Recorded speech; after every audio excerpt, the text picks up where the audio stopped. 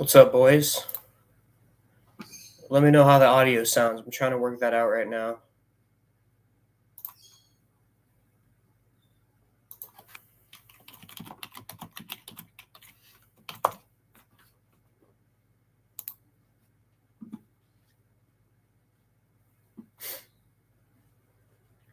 Can you guys hear me? Is the audio okay?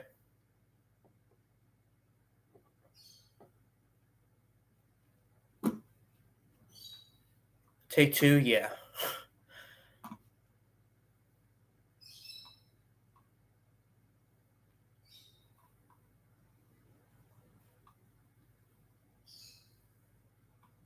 Sounds good. I'm kind of surprised. The mic on my laptop is terrible. I was trying to get it done on my phone, but it won't let me live stream on my phone without more subscribers. So I guess we're here for now. So I guess I just wanted to kind of go live and talk about the recent news of UFC Saudi Arabia. Sounds just like the videos. Okay, that's good.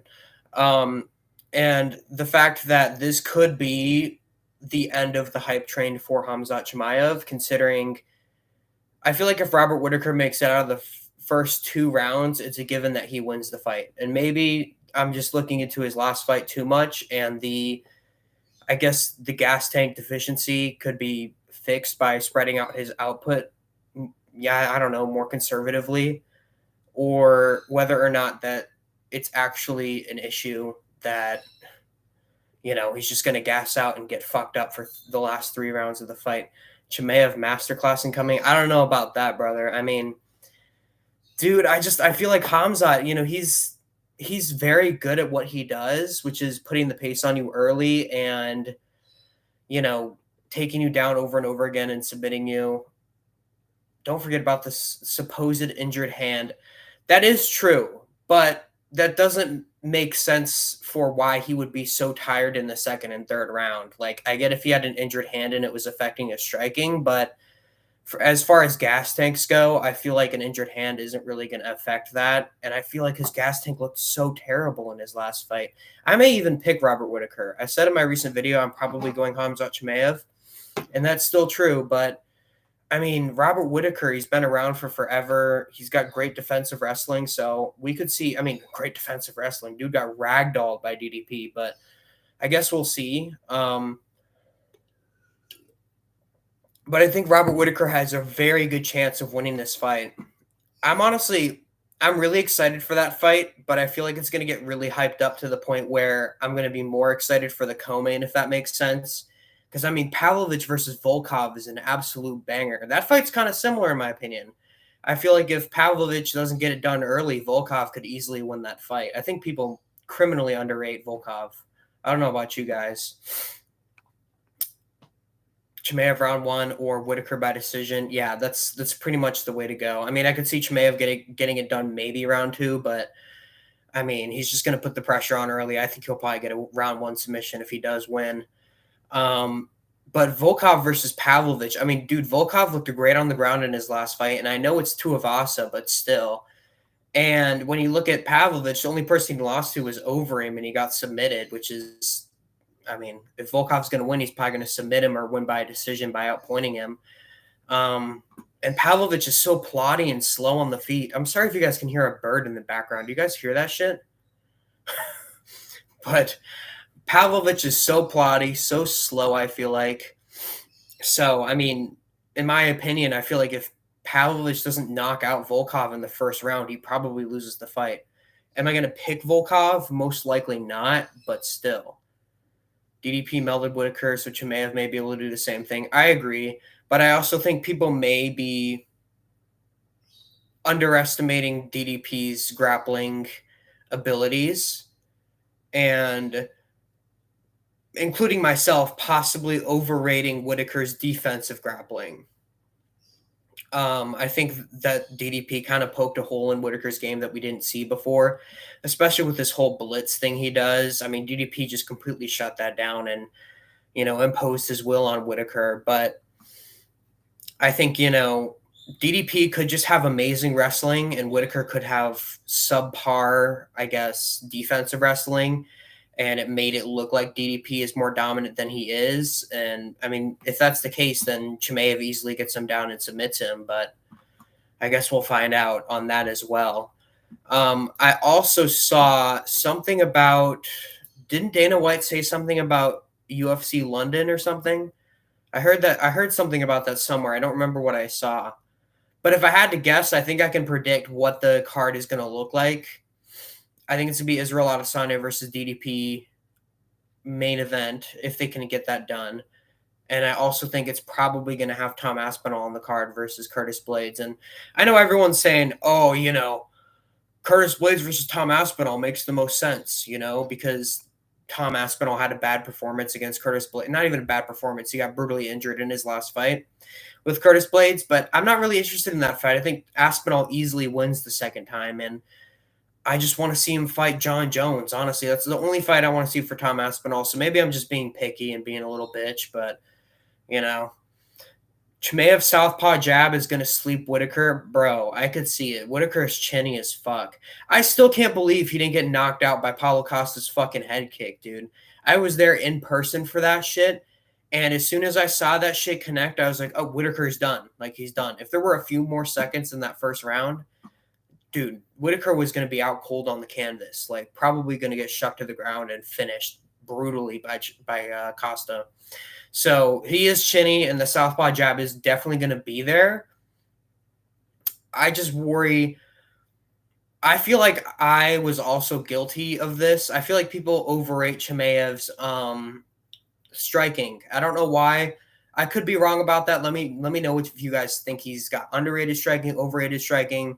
But I feel like whenever I see Khamzat strike, he looks so open. And I mean, he was getting pieced up by Gilbert Burns, who's not even a great striker, in my opinion. I mean, I think this is a rough fight for him. But again, I mean, if he can get Whitaker down in the first, he's probably going to finish him easily. And if he can, if he can strike with Whitaker on the feet, which I think is highly unlikely, I think Whitaker is the much better striker. If he wins on the feet, it's going to be a KO. You think it's underrated? What makes you say that? I mean, I guess you could look at it as Burns has better striking than we think, but I mean, in the JDM fight, Burns' striking just looked shit, but maybe that's because he was fighting JDM. I don't think the striking is that bad. The cardio makes it worse. That is true. Chimaev's cardio is horrendous. I think he has to have one of the worst cardios in the UFC outside of like the majority of the heavyweight roster. And Herbert Burns, speaking of Burns brothers, that dude's cardio is atrocious. He has 2 minutes of fight in him. But yeah, I think I'm probably going to go with Chimaev, but my pick could easily switch. It's not even close to the fight. I still have to do a ton of research on the two fighters ahead of time and look at what they could do to each other while I'm watching these fights. Khamzat just pushes for the finish way too hard. Yeah. I mean, if he paced himself, he could be a serious issue. But the problem with that is I feel like that's what makes Chimaev so good, is that people can't stop him. He has the unrelenting Merab-esque pressure, but to an extreme. So I feel like if he were to wean off the gas a little bit, he'd give his opponents more time to get into the fight. And I feel like there could be a massive problem with him doing that. I don't know. That's just me. I kind of feel like Khamzat is scared to go late fight. And I know that sounds ridiculous after seeing the Gilbert Burns fight, but I feel like he took a lot of damage in that fight when he went late fight. And I feel like he kind of looks at that as, I don't want to get into the late fight, so I just try to ragdoll and submit people early so I don't have to go to that place. But again, I don't know. I think if Khamzat did pace himself but did it effectively, like, just tone it down a little bit. If you just tone down that onslaught a little bit, I feel like you could have a lot more success. But I mean, just like you said, this is his first 5-rounder. He's going to have to pace himself more. The fact that he's gassing that bad in 3 rounds against Usman is ridiculous. I mean, I've also thought about this. Usman's extremely difficult to take down. We've only seen him taken down one time prior, and that was by Leon Edwards. So maybe he was just exerting so much energy to get Usman to the ground that's why he gassed. Or I don't know. What did the sickness thing come out before or after the Abu Dhabi card? I thought it came out after, but I mean, he's always had issues with being sick and, COVID and all that kind of shit. I think that could have affected his gas tank too, because it just doesn't look as good as it did. I keep mentioning the Gilbert Burns fight at nauseum, but I mean, his gas tank looked incredible in that fight. He was just able to go for a whole hard 3 rounds, and we haven't seen that since from him. So I really hope we do see, Chimaev pace himself a little better. And I mean, I'm honestly interested to see if, like I said, if that hinders his ability to perform, if he really relies on that early onslaught, or if he'd be able to pace his onslaught in short little bursts across the fight. I think Whitaker is much easier to take down than Usman, so will be able to find a sub. Yeah, maybe. I think Whitaker is also hard to take down. Like I said, it could be just DDP having very good grappling. But if I had to say which one had the better takedown defense, it would definitely be Usman. Whitaker is cooked in the first round. Yeah, yeah, most likely. I guess I'm trying to be a little controversial here. A rear naked choke within 3 minutes. I don't know, man. I think he may even be able to find like a fucking arm triangle. He just ragdolls Whitaker, gets on top, and just puts pressure on him. Even a 10-8 first round couldn't save Khamzat, though. Yeah, if Whitaker survives the first round, which I think is very 50-50, I mean, I'm very on the line with either he makes it out of the first round or doesn't. If he does, I feel like it's going to look terrible for Chimaev. I feel like it's going to be a big problem, and I feel like he won't be able to perform throughout 5 rounds. Dude, he's got to get on his bike in this training camp, and he's got to get that cardio going because it's atrocious. But let's talk about Izzy DDP if it were to happen. Who would you guys pick? If this fight was booked on the correct timeline, like the timeline when Strickland Adesanya happened instead, I would have picked Adesanya 100%. But now I don't know because Adesanya showed a lot of holes in his boxing, and I feel like I don't want to. It sounds kind of idiotic to say Dricus has good boxing because he looks atrocious when he's on the feet, but it's very effective, and he does those like push jab. He does those like running jabs that kind of became a thing with him, and I feel like he may be able to hit Izzy flush, and he's so strong. He has massive power, and he has the takedowns. He has the takedowns as well. So I mean, he may be able to just push Izzy up against the fence and take him down. But I don't know. We've seen a lot of guys try to take Izzy down. Not many have succeeded. Izzy brutal second round, in my opinion. I think, if you were to look at the middleweight division, I think this is one of the better fights you could give Israel Adesanya right now. So I can definitely see where you're coming from. And when Izzy's switched on early and he's got that fast twitch ability, he could definitely KO DDP. Can DDP take Izzy down? That's the big question here. Can DDP impose his will in the grappling on Israel Adesanya? Because I think Dricus du Plessis either wins by a TKO, either on the feet, he catches him with something big and swarms him up against the fence, or he ground and pound TKOs him, or he submits Israel Adesanya. I don't think that this fight will go to. Let me put it this way. I don't like Dricus's chances of going to a decision with Israel Adesanya. Israel Adesanya is much better at playing the decision game, the long game in a fight. So I feel like Dricus would probably win by finish if he's going to win. But who knows? He may just be able to take him down over and over and over again and, wet blanket his way to a decision. But ultimately, I mean, I'd probably pick Izzy in that fight, but I don't know, man. You can't count Dricus out anymore. He's been through so much adversity in his career, and he just has incredible heart and just pushes forward every fight. As for Aspinall versus Blades, I mean, I don't even need to give a prediction for that fight. I feel like Aspinall steamrolls Blades the second time. It's not even a close fight. Like it up, boys. Yeah, like it up.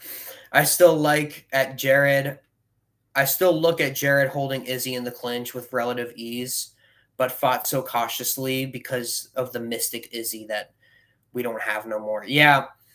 Yeah, I feel like, Joe Rogan and all the other Izzy, dick riders sort of put this mystique up of Izzy being, this undefeatable character that, you can't go in there with Israel Adesanya or you're going to get knocked out. So, I mean, yeah, Jared Cannonier was having incredible success with Izzy in the clinch, but I mean, does I have a hard time believing that Dricus is just going to be able to hold Izzy for, an extended period of time.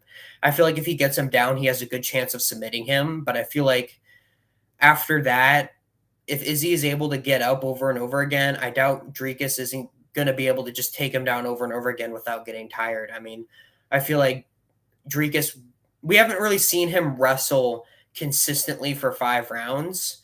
Not that I feel like if my recollection is correct, I feel like most of the Strickland fight was on the feet. And I feel like, there were maybe a couple takedowns in there that Strickland just immediately got back up from. So I don't see DDP being frozen against Izzy. He's going to go for it. Yeah. I mean, that's the thing with DDP. Like I said, he's got incredible heart. He'll take one to give one. He's just going to push forward and try to either TKO Izzy early or get him down and submit him. What's going on, MMA Joey? Like it up, boys. Yeah. But I feel like, I feel like Jared Cannonier is also an option for DDP, but not many people are going to want to see that fight because Jared Cannonier arguably deserves it more than Israel Adesanya right now. Israel Adesanya can't get unlimited title shots. It shouldn't be happening, but I'm not going to complain because I've wanted to see this fight forever. And I feel like, Jared Cannonier versus DDP would be not a very exciting fight in the build-up or during fight night. I mean, I feel like, either DDP would finish him or Jared Cannonier would win a decision. I would most definitely pick DDP against Jared Cannonier, but I was almost asleep on my chair during the Izzy Cannonier fight. I think that's one of the only fights I've actually fallen asleep from. That, Namajunas Esparza 2, and Yoel Romero versus Israel Adesanya, I was also sleeping during. And there's one more. Derek Lewis versus Francis Ngannou, I also slept through. I could not stay awake during any of those fights for the life of me.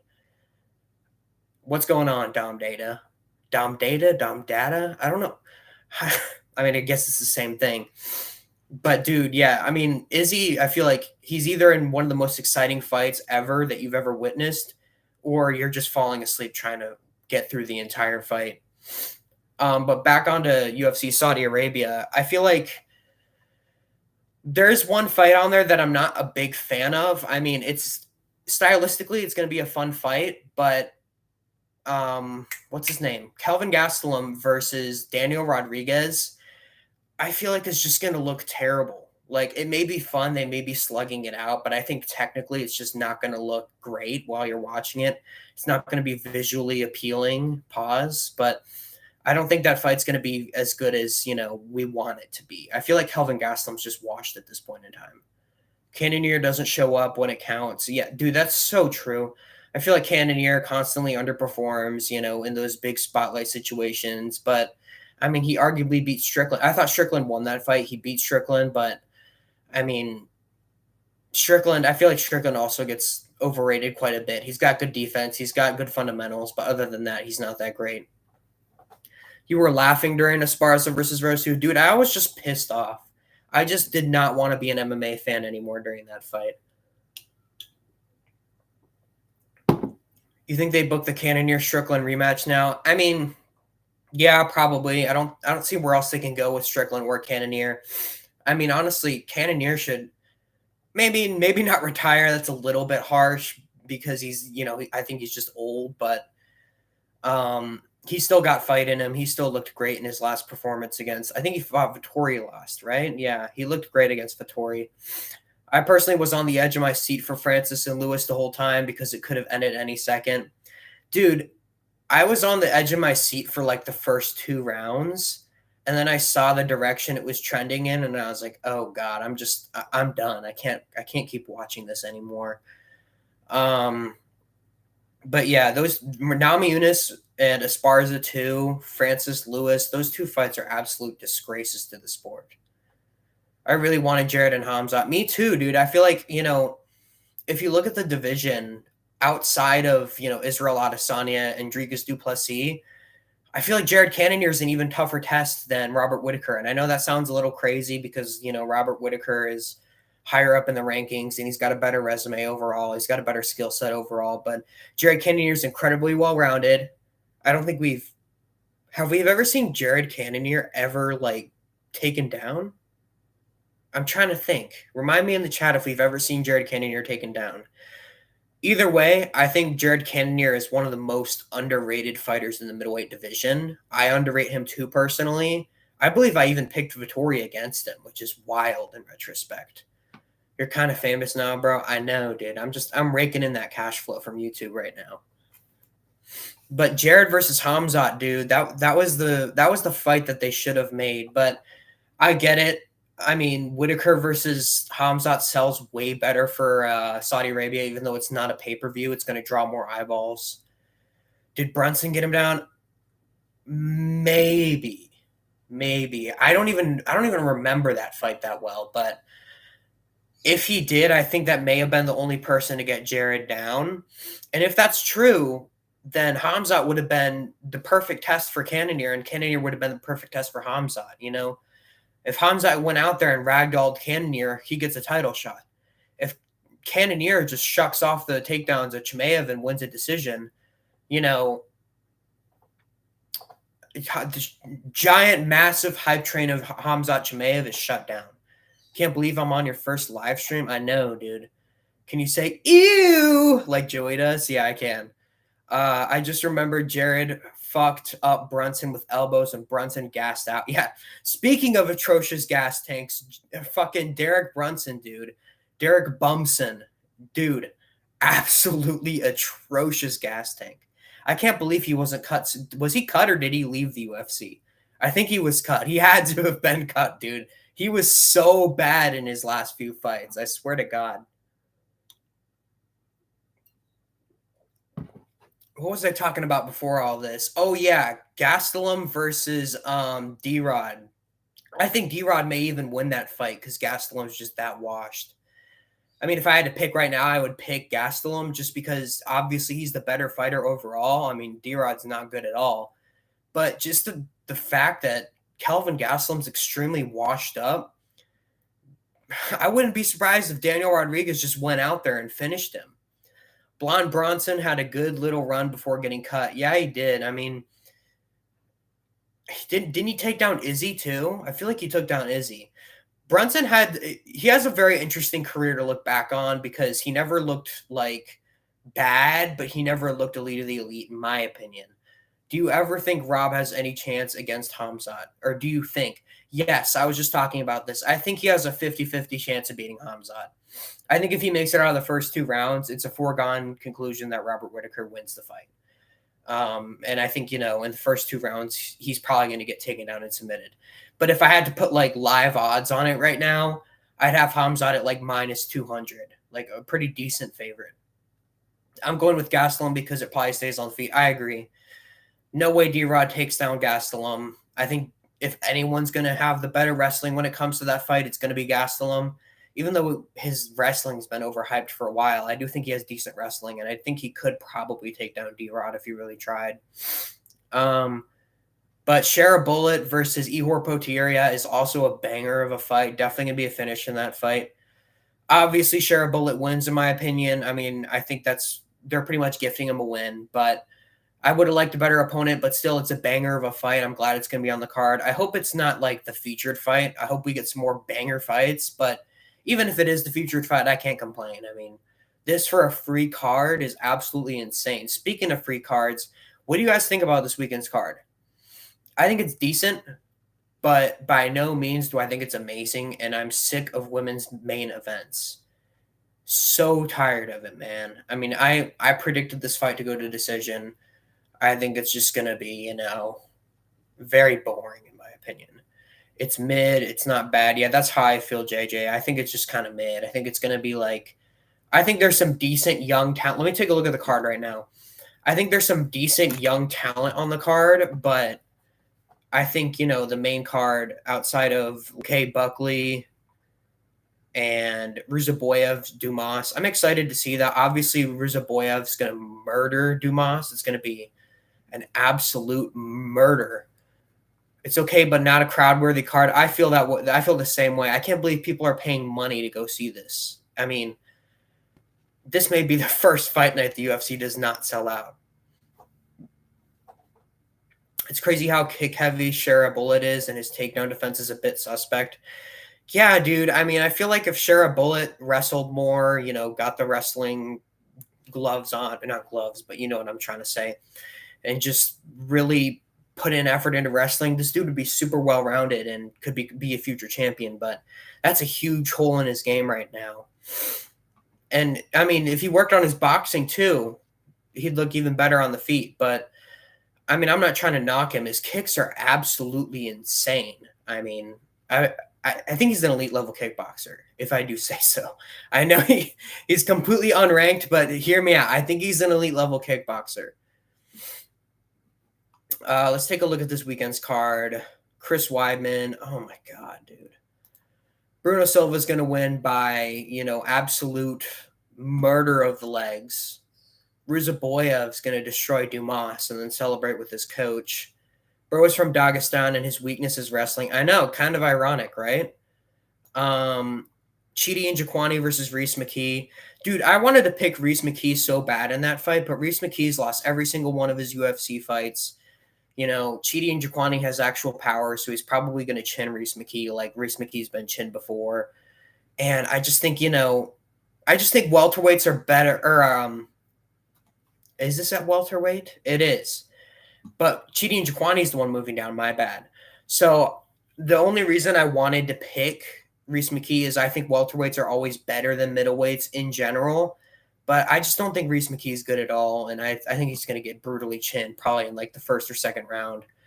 Do you guys like Vicente Luque versus Buckley more than Brady versus Luque? Because to be honest, I like Buckley versus Luque more in the sense of I think it'll be a more entertaining fight, but I feel like Brady versus Luque was more relevant to the division, so I liked it more in general. How many fights fell out? Dude, we had Sean Brady versus Vicente Luque canceled. We had... I don't see any other cancellations. Let me know if there's other... Oh, Alonzo Menafield versus Carlos Ulberg was also canceled. Other than that, I don't see any other canceled matchups. Ulberg versus Menafield, bro. That would have been such an ugly-ass fight to watch. There definitely would have been a finish, but that would have been such an aesthetically ugly fight to watch.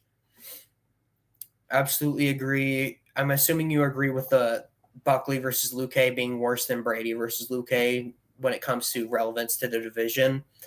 Yeah, I mean, I'm a fan of Sean Brady. I think people give him too much shit for getting chinned by Bilal Muhammad. I mean, I get Bilal Muhammad kind of has pillow hands, but Bilal Muhammad's the elite of the elite, and I think Brady can still be, a top contender in the division. And I think Vicente Luque was a great next step for him and a chance to prove that he's not as chinny as people think. I am worried about Luque this weekend, though. Okay. I think if Luque is half of what he was before the brain bleed, he easily dismantles Joaquin Buckley.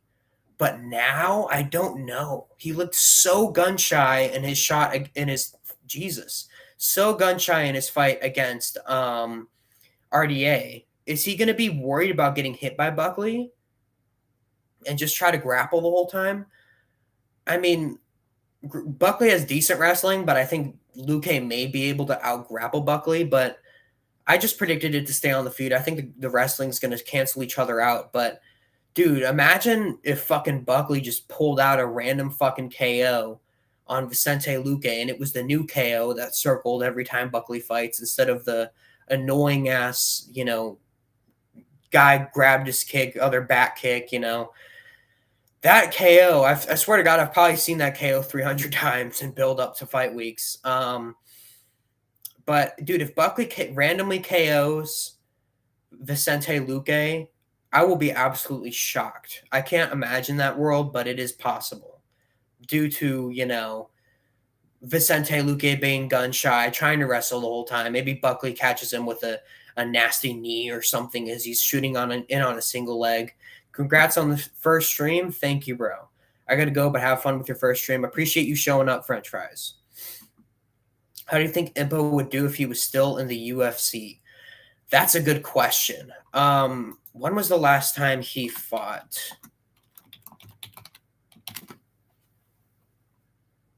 When was the last time he fought? He's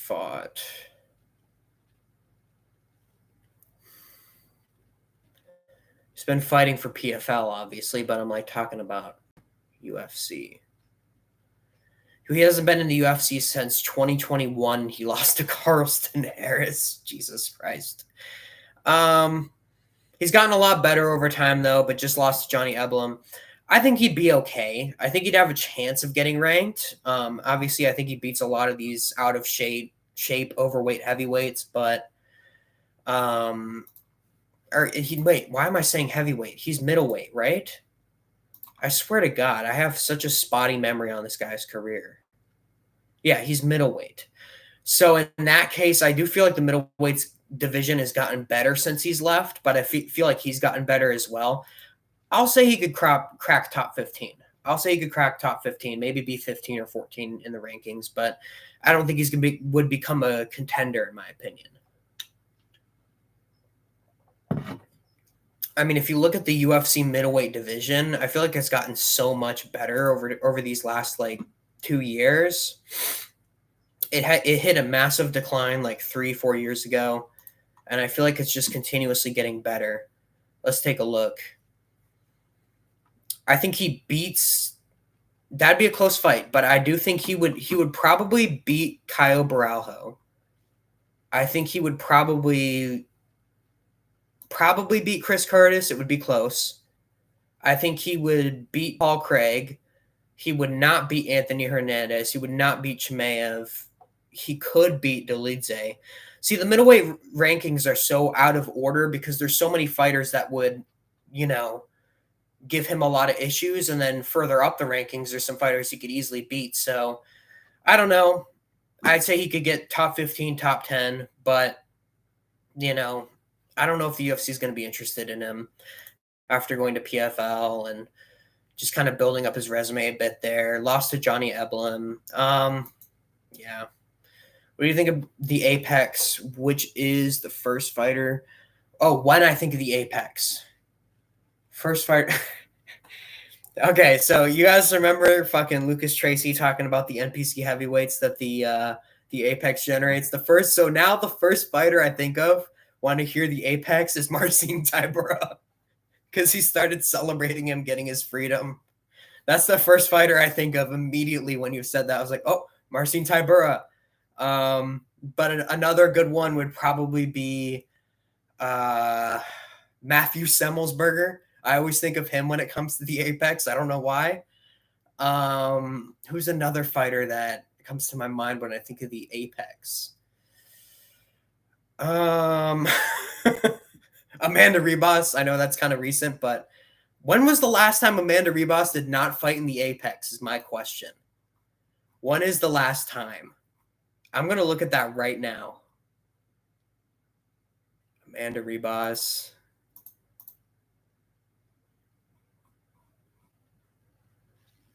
Yeah, she's been in the Apex for fucking forever. I think she fought Barbara out of the Apex, though. But, yeah, Amanda Ribas is one. Let's see. What's another one I always think? He's not around anymore, but or he may still be. But Demir Ismagulov, I always think of the Apex when I think of him. I always think of Cody Brundage in the Apex. Strickland, yeah, Strickland's a great one. Strickland was in the Apex for forever.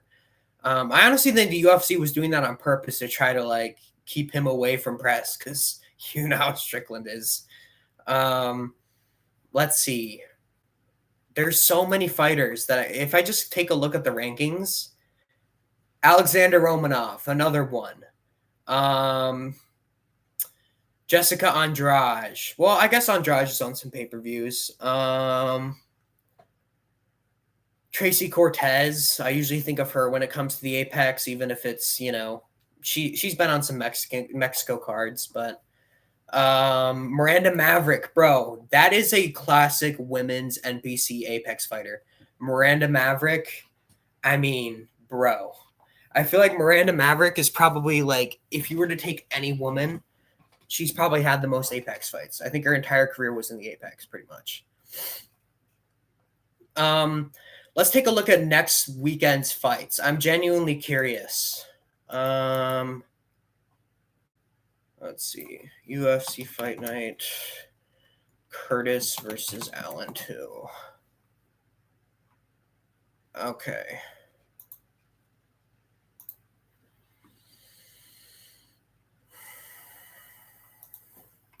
Dude, this card is horrible. Holy shit.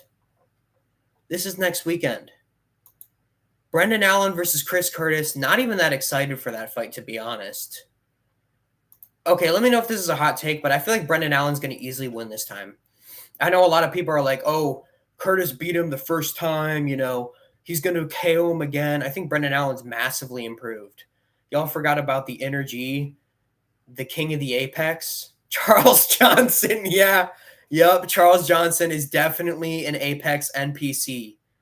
It's a bad card because WrestleMania is that night.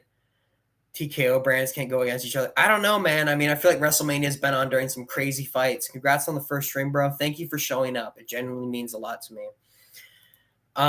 But yeah, Alexander Hernandez, Damon Jackson, Morgan Charrier, Chepe Mariscal. That's a decent fight, but this card is so ugly, man. I'm definitely not doing predictions for this card. I'm sorry. Josh Fremd is still in the UFC. Hey, but after that, weekend after that, we got UFC 300, so I'm chilling.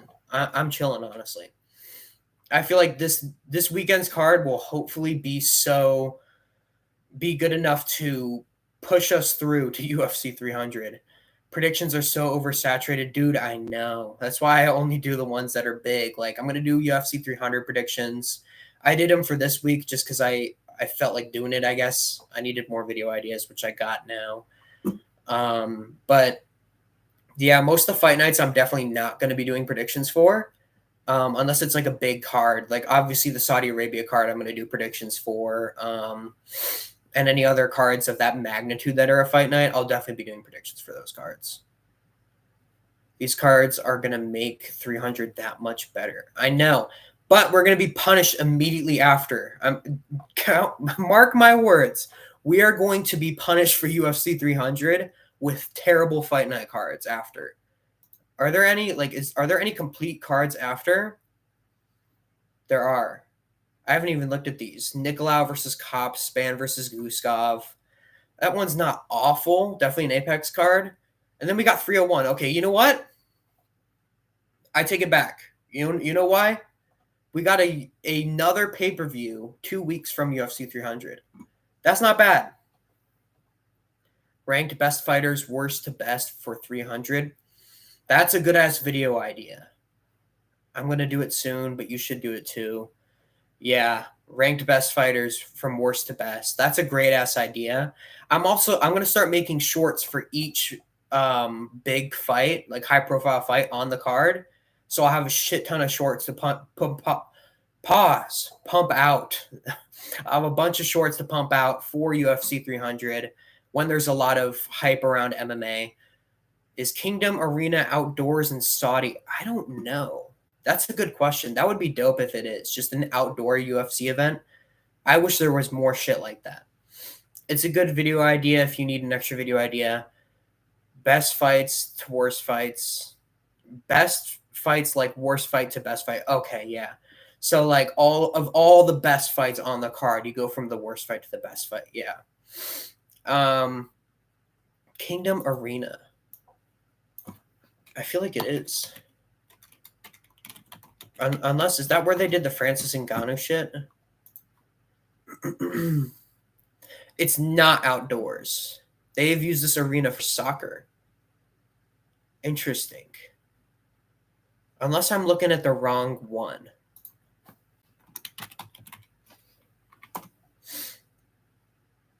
No, I'm looking at the right one. They use that shit for soccer, dude. It's gonna be weird having a fucking octagon in the middle of there. I doubt it'll be outside. Too much chance for issues. Yeah. Fucking what kind of animals are in Saudi Arabia? I feel like Gila monsters are definitely there in the deserts. The Gila monster comes into the cage and they gotta take a timeout for animal intervention. That would be pretty funny. But listen, boys, I'm probably gonna end the stream here. Thank you all for tuning in. Let me know if you want me to do more streams. I mean, it's pretty fun to just get on here and talk for 30 minutes to an hour. So thank you all sincerely for joining, and I will see you in the next video or stream whenever that is.